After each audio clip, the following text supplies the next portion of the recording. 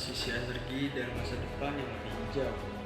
Ada cerita yang jarang terdengar, cerita dari pinggiran, dari hutan, dari masyarakat adat yang hidupnya tak terpisahkan dari alam. Di Kecamatan Sobang, Kabupaten Lebak, Banten, di kaki Gunung Hidung, masyarakat adat kini menghadapi sebuah ancaman besar yang dibungkus atas nama energi bersih.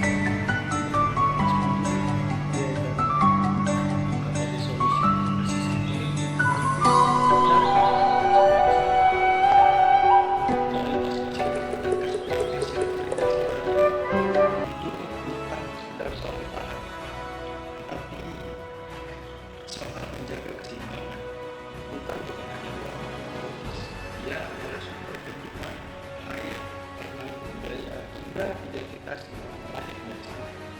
Mereka bertarik dengan cara tradisional tanpa ketergantungan teknologi. Ritual adat seperti ngompol masih dijalankan, memanfaatkan kerudung sebagai simbol hubungan manusia dengan alam. Masuknya listrik membawa perubahan, berbagai kerang, bisa menjadi hari. Namun bagi mereka, listrik adalah alat bantu, bukan sesuatu yang menggantikan gaya hidup.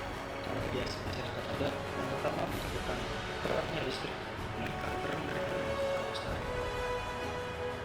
Bagi masyarakat Sobang, ancaman terbesar bukan hanya soal proyek, tapi soal masa depan hidup mereka. Sumber air bersih terancam, padahal air adalah nadi kehidupan pertanian mereka. Hak produktif berpotensi rusak. Sawah dan ladang yang selama ini menopang ekonomi keluarga bisa hilang dalam sekejap.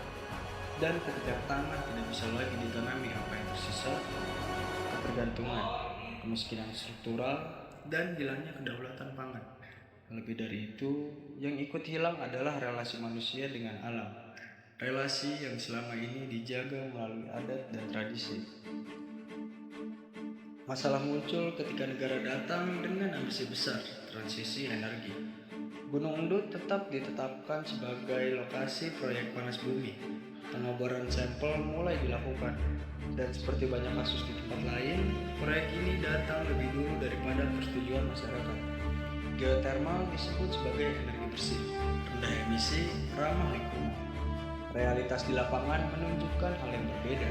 Di Flores, aktivitas pengeboran menyebabkan pencemaran air dan penyakit kulit. Gas beracun seperti hidrogen sulfida mencemari udara dan merusak pertanian di daerah Dieng. Bahkan di beberapa kasus global, aktivitas geotermal memicu gempa bumi skala kecil. Pertanyaannya, bersih bagi siapa dan beresiko bagi siapa? Dalam perspektif politik lingkungan, kasus ini menunjukkan satu hal penting, bahwa transisi energi tidak selalu adil.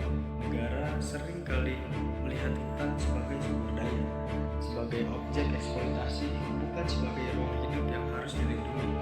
Transisi energi hijau memudahkan untuk melegitimasi proyek, mengabaikan prinsip keadilan ekologis.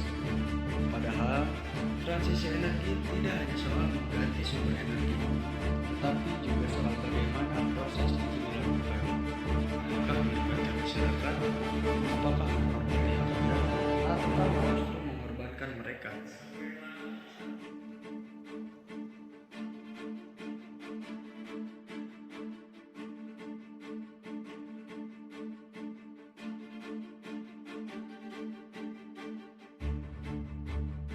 Masyarakat adat di Sabang tidak menolak listrik, mereka tidak menolak kemajuan.